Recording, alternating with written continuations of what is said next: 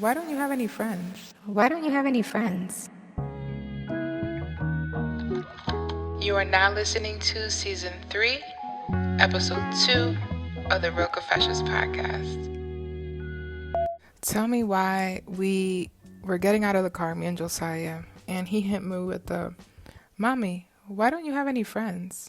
And I'm like, boy, if you don't get... Like, kids be having no filter, no chill. But I'm like, I have friends. They're just not here. And honestly, that exchange this morning brought me inspiration to create this episode. In this episode, we're going to talk all about friendships, from mistakes I've made, from how I'm prioritizing and seeking new relationships and nourishing my current friendships. And we're also going to tie it into community and faith. If you are someone that has struggles with friendships or maintaining relationships, or you're someone that be at home, like personally, I'm a homebody, I be at home all the time. If this is something you're interested in, definitely stay tuned and keep on listening. All right, so first and foremost, I think the most important thing that I want to share is the value of real friendships, the value of genuine friendships.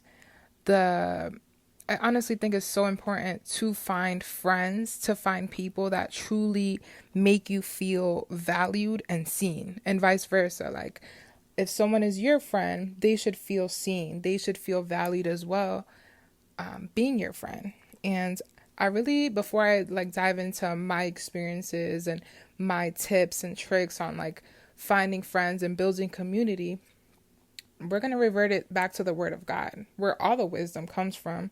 And my favorite book in the Bible, Ecclesiastes 4, verse 9 through 10, says, "The value of a friend, two are better than one, because they have a good reward for their labor. For if they fall, one will lift up his companion. But woe to him who is alone when he falls, for he has no one to help him up." What that is saying is that in reality, having someone to depend on, having friends to depend on, having reliable people to depend on, especially during these times that we're living, especially when we may feel isolated or we may be going through depression or anxiety, whatever, in order to navigate life, we need people to be there for us. We need people to be our support, because we will not always operate 100%. So if maybe you're lacking in something or you need assistance with something, reliable friends are super important to have. And that's a verse that I really love, when it often reminds me that I'm feeling alone, or when sometimes I may not feel as social, because one thing about me is that I'm I'm an introverted extrovert. So essentially what they call an ambivert. An ambivert is essentially someone that is extroverted but with introverted tendencies. Honestly, it really depends on the day. But I love community, and God wants for us to be in community and to be in fellowship. So I wanted to just add that context, because in the Bible, there's multiple verses on community. Even Genesis chapter 1, verse 27. "So God created human beings in his own image. In the image of God, he created them. Male and female, he created them.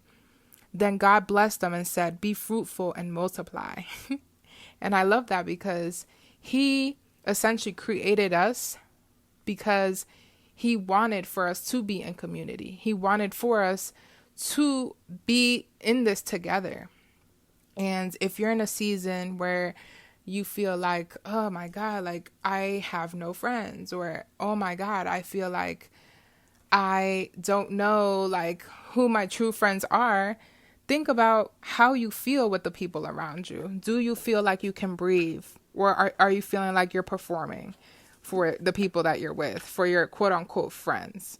I feel like genuine friends, genuine people that care about you, they won't make you feel like you have to perform. It's honestly organic. It's genuine. Things flow. You're not constantly feeling depleted. You're not constantly shrinking yourself. You feel whole. You feel like they're able to add on to the things that you are experiencing, the things that you're navigating, the good things that are happening in your life. And let's say that you may not be feeling your best. They are there to support you in the ways that you may need.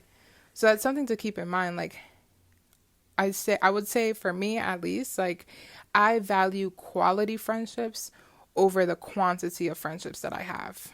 And there's a quote that my mom would always say growing up. We're Dominican, so my mom would be like, "Mira muchacha, mejor sola que mal acompañada." And what that means is it's better alone than to be with bad company. Like you're better off moving solo than walking around or being around people that are constantly gossiping or talking behind your back or, making you feel less than. Like, it's better to be alone, and it's better to be patient for that season where you'll find your people, for that season that you'll find people that could relate to your journey, that make you feel valuable, that make you feel seen, that make you feel confident, that are not forcing you to shrink who you are to be around them. So I really, really, really believe in quality over quantity, especially in all things of life. I rather pay more for something. Like, for example, I'm a person, like, I'm bougie on a budget. Like, I love to save my money, but if there's something that I am going to splurge on, I always want to make sure that it's going to last a long time. That's what I think of, like my friendships, the people around me, I think of as investments, and not necessarily in a transactional type of way, but it's like, what value are you providing to me? Like, and once again, this is not monetary. This is like, are you there to inspire me? Are you there to offer insight? Are you there to be supportive? And vice versa. Like, I would say I'm a very intentional friend. I'm not a person that's gonna take. But it's like, I think friendships and relationships need to be mutually beneficial. So, are we going to have insightful conversations? Are we going to go on road trips? Are we going to have fun? Are we going to talk about God? Are we going to read the Bible? Like, all of those things is super important when it comes to finding solid group of friends. So if you're someone that you're experiencing like a moment where you're in isolation, like there's a season for that too. And I think with friends, like you can't place, and I know I was saying like, yeah, like what are you offering? Like, what are they bringing to your life? I would say in order for you to attract friends that bring value, you need to, you yourself, I feel like, need to be whole. So I would say back in the day, like I would say I wasn't really attracting people that were on the path that I wanted to be on. But me, myself, I wasn't on that path. I wasn't whole myself. I think I was seeking voids and seeking validation and seeking like reassurance and comfort with certain friends that I feel like I would sometimes attract the wrong people. So you yourself need to make time and make room for solo experiences, being on your own. And I think when I really hounded in on being okay with being alone, that's when I was able to attract people that are genuine, people that are kind and compassionate and talented and creative. It's like you need to grow as a person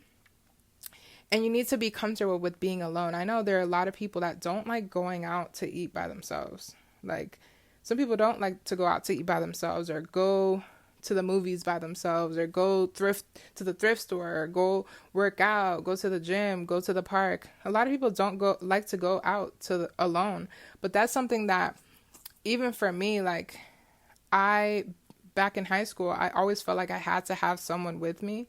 But then after graduating high school, I moved across the country. So I went to high school in Pennsylvania and I went back to Florida and I kind of like navigated life on my own, met people, but I was kind of like a lone wolf, not even gonna lie. Like I was alone, and during that time when I became like independent at a young age, I think I was able to build that confidence. Like when you navigate life alone, when you start to do things that make you uncomfortable by yourself, you grow confidence and you actually get to meet people. Like sometimes when you're with your friends, I know for me, like when I'm with my friends, I'm like in the moment. I'm not paying attention to who's around me. I'm barely on my phone. But when I'm alone, I am more aware of my surroundings. I'm kind of like in my own world, but also like paying attention to who's looking at me, who's like acknowledging me. So I pay attention to those little things. And sometimes I would say 9 times out of 10 when I am alone, I meet new people and I actually like make new connections rather than when I'm with a group of people. So I think being alone, there is a season for that. And I really think that's important. I don't know if you guys can relate, but I personally feel like it's really hard to make friends as an adult. I work from home. So it's not like I have to leave my office it's not like I have to go into an office or it's not like I have to commute anywhere. Like I truly go days sometimes without seeing people. Like it's literally me and my child. So I have to go out of my way to do things that make me uncomfortable. Like, believe it or not, I used to have, and even till this day, I do have social anxiety.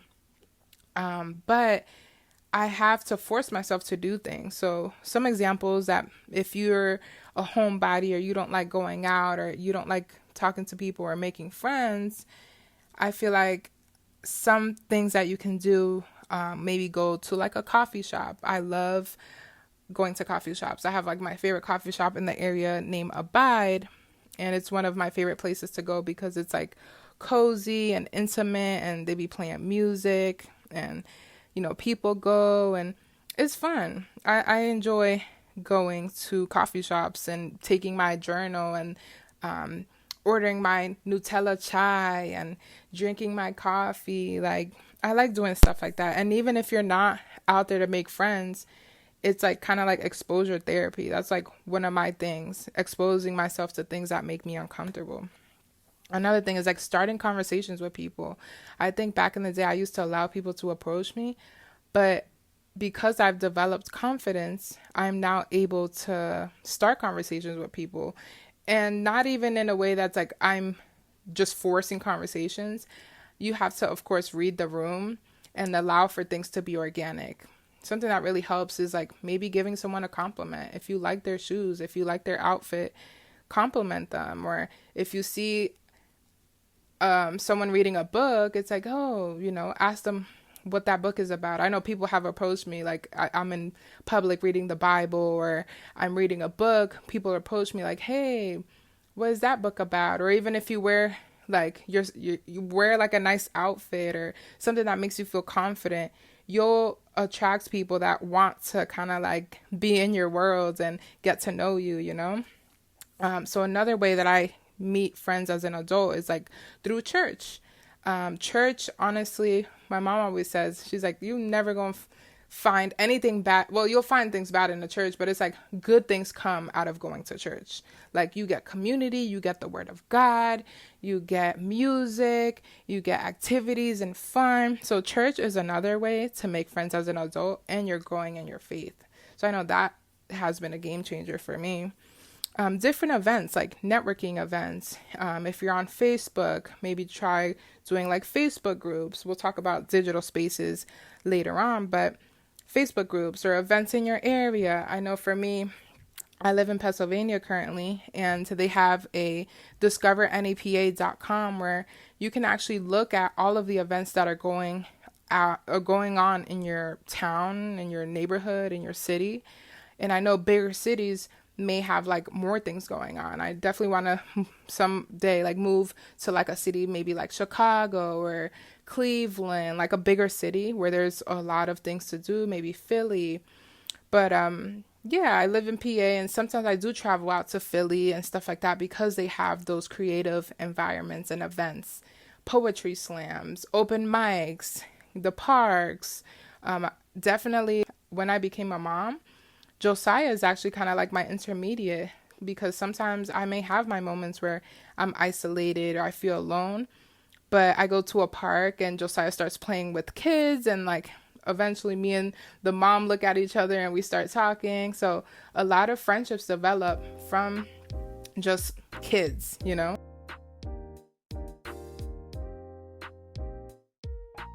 Next, I want to talk about how I nourish my existing relationships. And I think this is a very important topic because, yeah, as an adult, maybe you may be in a season. I know I've been in this season, but maybe you're in a season where you feel like maybe you don't have friends. You feel like you want to make new friends. You feel like maybe you want to switch things up. But oftentimes, at least for me, sometimes I was too focused on trying to meet new people. And I was like not realizing like, whoa, I'm like neglecting my current friends.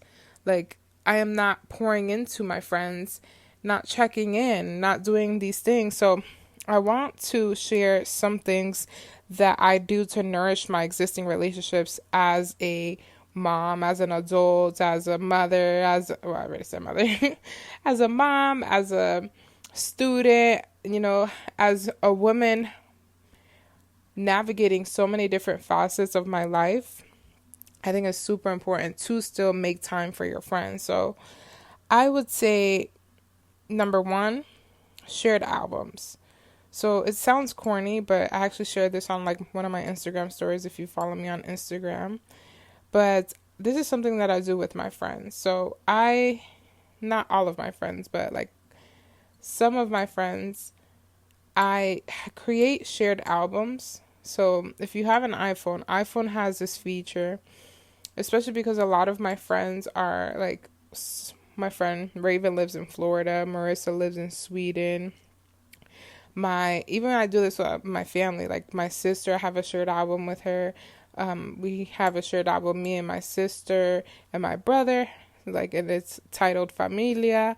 I have a shared album with my partner that currently we're in a long distance relationship. So I navigate long distance not only with friendships but also relationships. So a big cute little thing that I love to do is shared albums. So it's kind of like your own personal little social media. In my opinion, I love it because you could receive notifications, you could comment, you can like.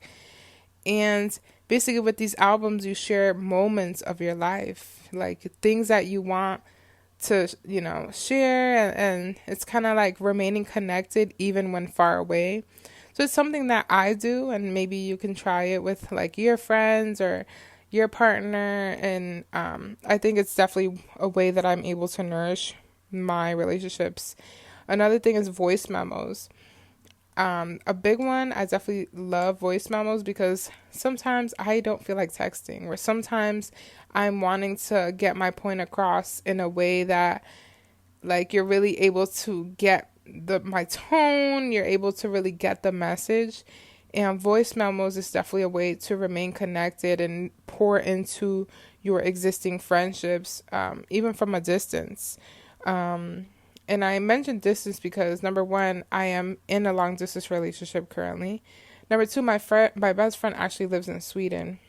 So it's hard, like not having your people in the same state or even in the same city, same town as you. It's very hard, but nourishing those relationships and those friendships takes effort, but I think the distance in a way makes you a bit more creative. Like it allows you to be more creative and think outside of the box. So we have shared albums, we have voice memos, work dates. So for my friends that do live in the same like state as me, same town, one thing I love is work dates. And what this means for me is going to like a cute little brunch spot or going to like a coffee shop, going to like a cafe, bringing our laptops, our journals, and talking about like our goals, or just talking about how we've been feeling lately, kind of just opening up and sharing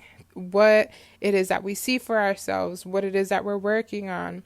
And honestly, the person that I think of when I think of work dates has been my friend Mackenzie. So me and Mackenzie occasionally do our work dates. We did a hike date the other day, and I love that. Like, she's a mom of 3, and her boys are close to Josiah, and like I don't know. It's just, I love the community that we're building and the friendship that we're building. And it's little things like that, like work dates that get us, I don't know, allow us to get closer together. And she's more of like an introverted, quiet, reserved type of person. So I would say it's not something that I'm used to. It's not something that I'm used to. And if Mackenzie, you're listening to this, you already know. But it's not something that I'm used to because a lot of times I'm used to like extroverted and like loud and kind of like self-expressive and open. But she has like this quiet balance. I know it's this quiet, mysterious vibe, but it's like when she does speak is always super impactful and she's just very supportive. But work dates is a good way to really get deep into, yeah, I don't know. Work days is just one of those things that I love. One thing about friendships is that, like, you need to put in the effort. You need to set your pride aside. And that's something that I'm learning is like, sometimes you gotta be the one to reach out to people. Like, we're all busy. We all have our lives. But if you want to prioritize and nourish a relationship, even if that person may not have replied, like there has been instances where a person, like I may have had the last message, but I'm not gonna like let pride be like, oh no, I'm not gonna text them because now I'm gonna check in like, hey, thinking of you. Like I do check-ins with my friends. Like if I haven't heard from you in a minute, you cross my mind. It's like, hey, I miss you. What's going on? How are the boys? Or hey, what have you been working on lately? Like, what's on your minds? Like check-ins, because I think it's super important, especially for me. Like I go sometimes moments where I kind of stay to myself.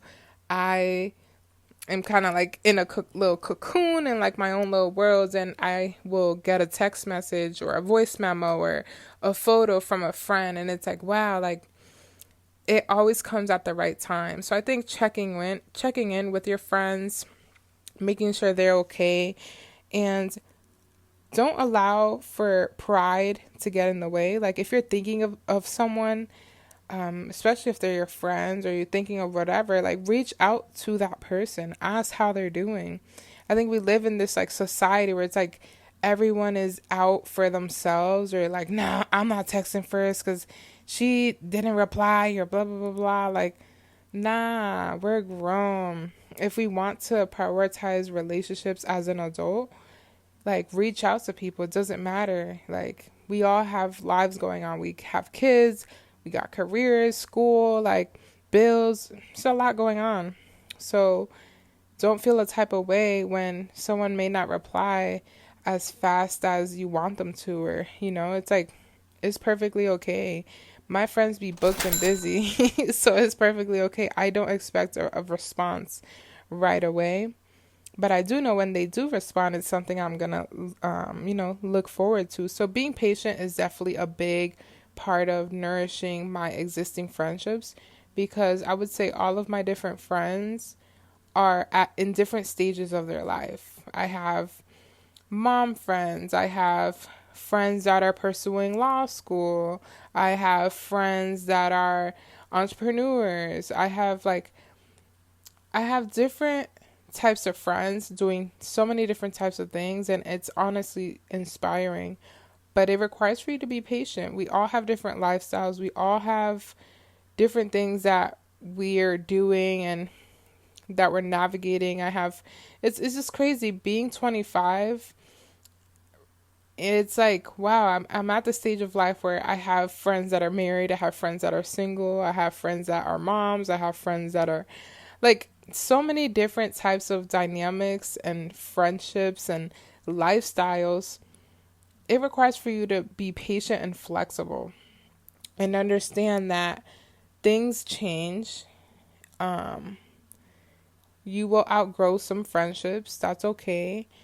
But it takes effort to nourish the friendships that you do have, and being honest, like communicating with your friends, letting them know like, hey, like it's okay to set boundaries, and it's okay to let them know how you feel. So those are big things. So yeah, those are just some ways that I nourish my existing relationships, being there for my friends when they need it, and vice versa. Like they're there for me when I need it. So it's something that it takes effort, it takes time, but as an adult, you really need to be intentional about your friends and being intentional about nourishing the relationships and the friendships that you do have. So that takes me to mistakes and lessons. Now, I have made my fair share of mistakes in terms of friendships. I have, you know, been around people that did not align or that didn't really, serve me but each season requires different things. God doesn't make a mistake. Sometimes we may be friends with someone that doesn't necessarily align with who we are, but they teach you certain things in that season of your life. So I wouldn't completely disregard people. I'm just nowadays more intentional about who I'm around. But I definitely made my fair share of mistakes in terms of friendships and doing things that I'm not proud of. So I think mistakes and lessons is something I definitely want to touch up on. So I've made the mistake of being around people that weren't, I know, especially when I first became a mom, like I made the mistake in being friends with people that weren't okay or like didn't like kids. Like, it's like, I don't know. It's like being a mom is not my full identity, but it's a big part of my identity. Like, I've experienced, it's like, nah, I'm not really, like, I'm a solo mom. My kid is gonna be not around every time. Like, I have moments where, yeah, like girls' night out, like or Mother's Day brunch, like stuff like that. Like the kids go to grandma's, or one of my friends, like Mackenzie and her boys, like Josiah, will sleep over, and her boys sleep over at my house. But I was friends with someone that didn't like kids, and I don't think I could ever do that. I think as like, even with friendships, similar to how in relationships you need to set standards and like non-negotiables, that's like one of my like deal breakers, I would say, especially because I am a mom and that's a big part of my life, is like, if you don't like kids, or if you're not flexible or receptive to the fact that plans might change, or I may not be able to make it, or I may need to bring my kid, like whatever the case may be, like I feel like I need that in a friendship. I need that understanding and that compassion. And this is not necessarily to say like, oh, you need to have kids. Like, no, I have, like, my best friend Marissa, she doesn't have kids, but she's understanding that I do, and that my lifestyle may look different from hers, So I think it definitely takes knowing what you want, knowing what you bring to the table, knowing your lifestyle, and knowing your non-negotiables, especially in friendships. I think that's super important. So I made the mistake with being friends with people that weren't open with kids. I made the mistake on being friends with people that didn't value God. And this is not necessarily like, you don't need to be religious or anything like that, but God is a big part of my life. And even if you may not believe in God, that's perfectly okay for you. But I definitely would love people that are walking in faith as I am, or at least minimum respect my beliefs. Like, I'm not a person that's going to preach your head off. I'm just going to share my journey, share my perspective, and share how God's love and his word, changed my life. But this is not to, like, I'm not forcing anyone, but one of my mistakes is like, not being friends with people that value God. And I think it's super important for me, because it's like, if you value God, I automatically know, and we're not perfect, but I know that you're compassionate. I know that you're kind and open-minded and receptive to listening and humility. And, it's like, if you know, you know. But when you're a child of the Lord, when you're a woman of God, man of God, you just operate in a different way. And when you prioritize your faith, it hits different. So that's one of my lessons, is like prioritizing friendships and seeking friendships that are aligned with where I'm at in my faith journey. So yeah, like even in the Bible, it mentions that we cannot be unequally yoked. Like, and this goes for all types of relationships and dynamics and friendships. It's important to be with friends that are on a similar path as you. So, yeah, I have done things that I'm not proud of. I have also experienced hurts and definitely a lot of forgiveness that I had to really hound in on. And even, I'm not gonna lie, even now, like, I do hold resentment. I do hold, feelings, like, but God wants us to forgive. So that's something that I'm learning. But yeah, I've made my fair share of mistakes. I've been in relationships where they were depleting. I've been in relationships where, like, they didn't have the best intentions. I even have been in a relationship where, like, the girl tried to take my man, try to get with my man. And I'm like, whew. But, you could keep him at this point. But yeah, I've been in relationships where, people didn't have the best intentions, or they're relationships that instead of you feeling good about them, you feel drained and depleted, and that's not a relationship that I'm interested in, respectfully. So, yeah. Mistakes and lessons, I think, is part of the journey. I think as you navigate friendships as an adult, you start to see, like, this person's not for me. I think I'd rather not. And be okay with communicating those things. Like, I have broken up with friends because, respectfully, like, I had to let go of friends that were just into, like, going to the bars and drinking and stuff like that. Like, it's nothing wrong with that once in a while, but if that's what you're doing every weekend, I am, like, low-key a little bit going to get turned off, because I like things of substance. I like being able to, like, hey, let's go out of town, let's travel, let's go to a museum, let's, I don't know, go to a concert, let's go to a park, let's go out for brunch, let's try new food spots, let's go to a poetry slam, let's, like, fun things that will enrich you, things that will, I don't know, like, let's do fun stuff. I don't want to go to the bar and drink. Like, I'm good. I'll drink at home. Let's do wine night. Like, sip and paint. Like, come on. Get creative.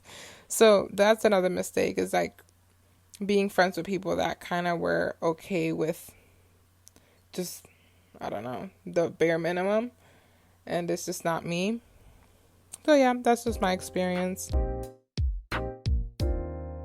So lastly, let's talk about digital spaces and communities, because I think it's super important to talk about these things, because yeah, you can meet friends at the park, at the store, coffee shops, at church. You can meet people in person, but let's be real, social media and, like, technology, ChatGPT, we got, like, so many resources at our fingertips. It's a low pressure way to meet people, and I've actually made lots of connections with people online. So I would say the platforms that I would recommend, and the platforms that I have seen success in: Threads, Facebook groups.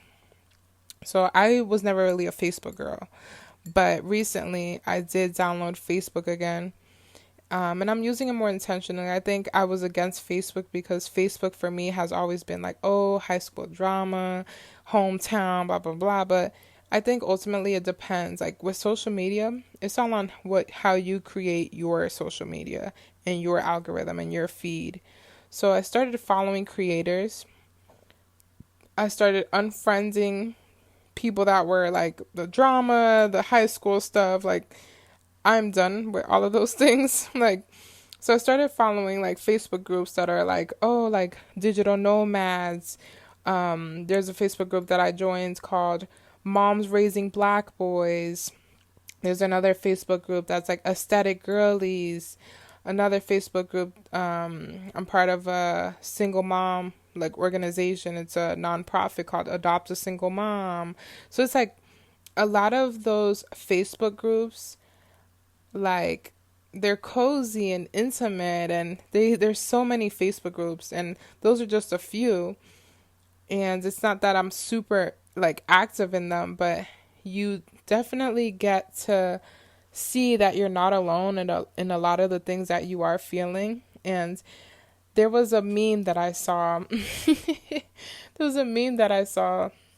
And I felt so seen by it. And it was like in a mom group, but it was like when you just cleaned the room and it had like strawberries on the floor, and like, I don't know, I wish I could like share the photo, but I'm gonna post it probably on my story or something. But it was like strawberries on the floor and crumbs and all of this stuff. And I commented like, oh, I was like, oh my God, I felt this. And then having to buy strawberries every day, send help or something like that. And then it's especially like I commented that because Josiah stayed eating strawberries, and like I'm literally at the grocery store every single day. And lo and behold, a whole bunch of moms, like 20 plus moms, commented like, oh my God, yes. Like, so it's like little stuff like that, posts like that, like memes and stuff, make you feel seen and like not alone. So I definitely recommend Facebook groups in terms of connecting with other people. Another app that I really love is Meetup. Fun fact, I met my partner on Meetup. And Meetup is basically an app, and this is not sponsored or anything like that, but I love Meetup. Meetup is an app where you can like create a little profile with your hobbies and interests. And honestly, I prefer this over, because I've tried like apps like Bumble BFF and Tinder, and I think those are more geared towards, I don't know, I just didn't really like the vibe of them. And I think with dating apps, it's kind of like, people have certain intentions, and like, I'd rather not. But with Meetup, I like it because you can create your profile, you can add your interests, you can add like your social media handles if that's something you're comfortable with, and you can look for events in your area. Like, you put in your zip code and you see events in your area that you're interested in doing, and it's essentially meeting up with people that have similar interests, similar hobbies, and stuff like that. And it's like not a dating app. It's more like kind of like a networking app, like a little community thing. So Meetup is definitely a good app as well. And just your own social media. For example, I reached out to this girl that I really love her post. We went to high school together, but we were never really friends in high school. She was like 2 years, 2 years older than me, so 2 grades above me. I think when I was a junior, I think when I was a sophomore, she was a senior, or something like that. But I came across like a post of hers on Facebook. She posts a lot of relatable things. She's also a mom. So I ended up reaching out to her like, hey, just reaching out. I've been really enjoying your posts. I forgot what I said, but something like that. Like, hey, I've been really enjoying your posts. I feel like we're into a lot of the same things. No pressure, but if you ever wanted to get the kids together or do something, I would love to do that, And I'm like, bye. And she ended up texting back, and, we haven't hung out yet, but just that I planted the seed for something in the future, and life is busy for me, and life is busy, I'm sure, for her as well. I have a kid and she has a daughter. So I have a boy, Josiah's 5, and she has a daughter around the same age as Josiah. So I don't know, it just felt organic and it felt nice, and I felt like I gravitated towards like her energy, and I gravitated towards like, her interests and stuff. So I would say using your own social medias. Like if you see someone that like you enjoy their posts, you feel like you have similar interests, similar hobbies, like reach out to them, text them like, hey, I've been whatever, like make it personable. Like, hey, I've been enjoying your posts. I feel like we're into the same things. Like, let's be friends. Let's hang out. Let's do a coffee date, coffee chat, low maintenance. And I don't think like, I don't come off as like desperate or anything like that, but just be genuine, be yourself. And I think social media is a good way to be able to connect with people. Another way that I've connected with people on social media was, I remember when I first started my YouTube and I was running HLX collections. If you know, you know. Shout out to you if you've been around for that long and during that season of my life. But yeah, when I was running HLX collections, I connected with Mariah Vittel. I don't know if y'all know her, but she was on the podcast, and I definitely want to get her back on this time around. But I connected with her because she was also like an entrepreneur creating content on YouTube at the time.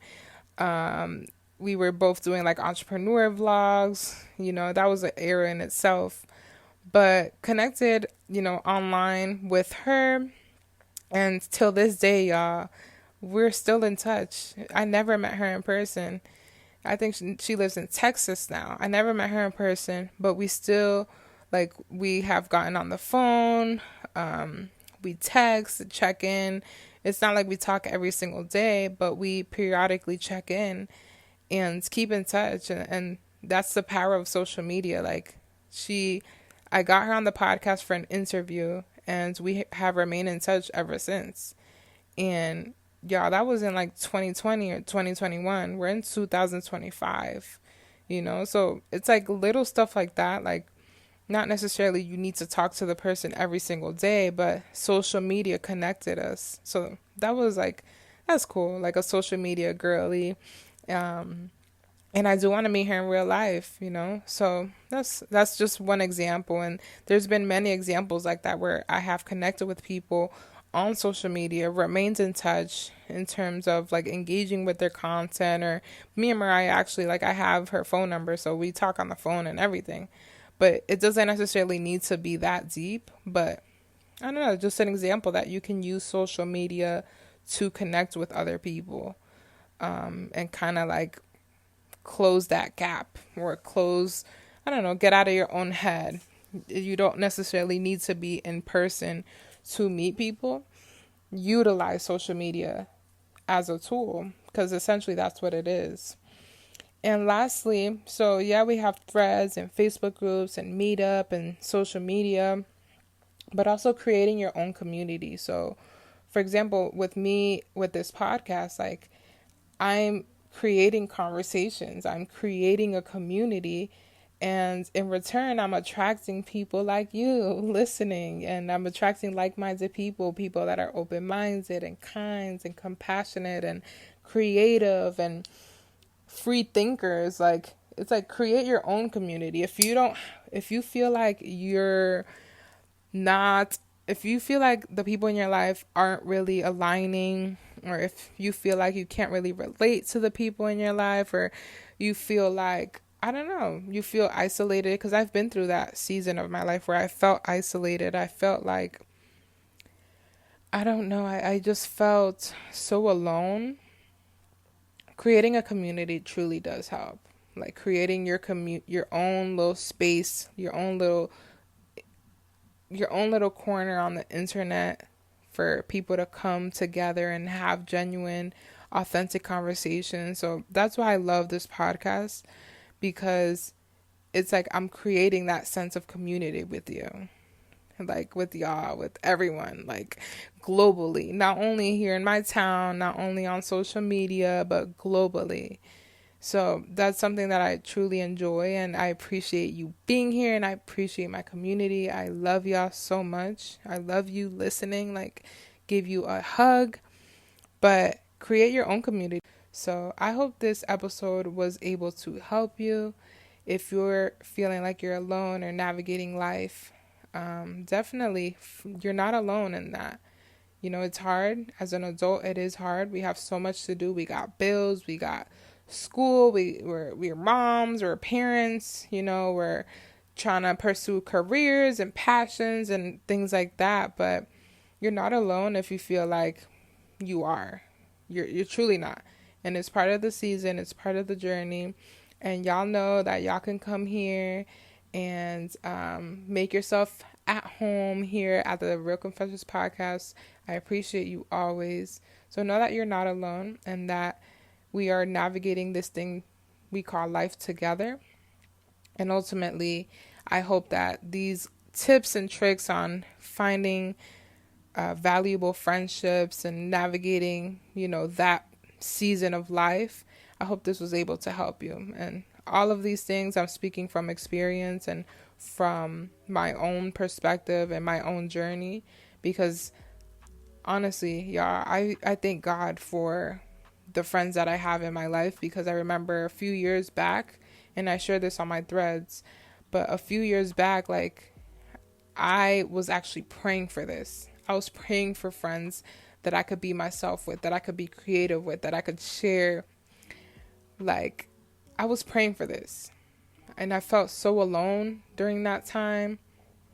I would see people post their friends on social media and I'm like, oh my God, like, what am I doing wrong? Why do I feel lonely? Why, like, you know, I've been there. But it gets better. And I promise, like, if you put in the effort, if you put yourself out there, do the things that make you a little bit uncomfortable, go out and go to events and, you know, spend time by yourself, like, all of those things will be worth it. So just something to keep in mind, that friendships, especially in adulthood, can be messy, could be slow, but I ultimately feel like it is something sacred. And the goal isn't to have 20 friends. The goal is to have genuine connection.